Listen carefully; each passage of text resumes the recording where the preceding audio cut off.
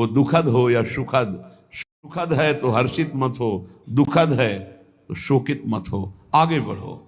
देखो ये अध्यात्म है, ये कमर कस लो कि इस जन्म में मुझे इस भव समुद्र से पार होना ही है। ये जो कमजोर दिल के होते हैं ना, अनुकूलता जहां मिली तो बोले जब से हमने भक्ति शुरू की सब काम चकाचक बन रहे। ये भक्ति का फल नहीं है, भूल मत करना, ये तुम्हारे सुकृत चल रहे हैं इसलिए है। और जिस दिन दुष्कृत का फल आएगा उस दिन भक्ति करते हुए भी कदम रखना मुश्किल हो जाएगा, पग पग पर तुम्हें दुख मिलेगा।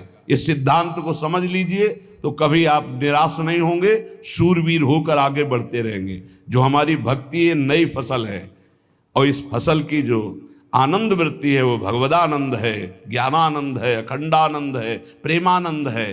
वो ये भोगानंद नहीं है, विषयानंद नहीं कि भगवान की बड़ी कृपा जो चाहो वो भोग मिल गए। ये सुकृतों के फल है। ये सुकृत और दुष्कृत दोनों को यही नष्ट कर दो और निकल चलो भगवान की परम धाम में, जहां नित्य सेवा सुख का आनंद सहचरियां ले रही है। श्रीपाद कह रहे संतर्जयस ताड़यन, कोई मुझे बहुत डांटे भर्त्सना करे और ताड़यन पिटाई भी कर दे, मुझे कुछ कभी शिकायत नहीं करनी प्रभु से। देख रहे हैं ना, वो उन्होंने विधान किया है ना कि इसको पीटो, तो हम चुपचाप पीट लेंगे, किसी से नहीं कहना। रही मन की मन व्यथा रखिए मन में गोए, सुनिठ ले हैं लोग सब बांटने। इसीलिए असंगो हम, असंग किससे कहें अपने दुख सुख की बात। अपना दिल तो दिलवर को दे दिया, जो बीते सो दिल तो उनके पास है, वो तो जाने दुख सुख की बात, हम क्या जाने, हम तो बस आपके हैं। मौन, अपने विषय में न सुख की बात करे न दुख की, मौन। बात करे तो प्रभु की करे, नहीं तो मौन।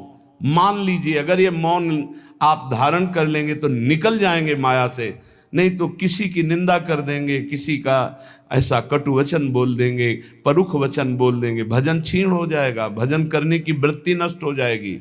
सैकड़ों लोगों के प्रश्न है कि पहले भजन अच्छा होता था अब नहीं होता। उसमें दो बातें होती हैं, एक तो भजन की ऐसी भूख बढ़ गई है कि अब उतने भजन से नहीं और भजन होना चाहिए।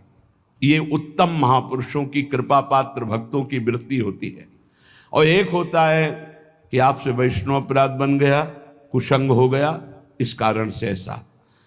अगर आपके हृदय में कोई दोष वृत्ति नहीं हो, फिर भजन में ऐसा लगता है कि मेरे से बहुत कम भजन होता है, वैसा भजन नहीं होता जैसा होना। ऐसा बड़े बड़े महापुरुषों को भी अनुभव होता है। ये कोई निंदनीय बात नहीं है, वंदनीय बात है।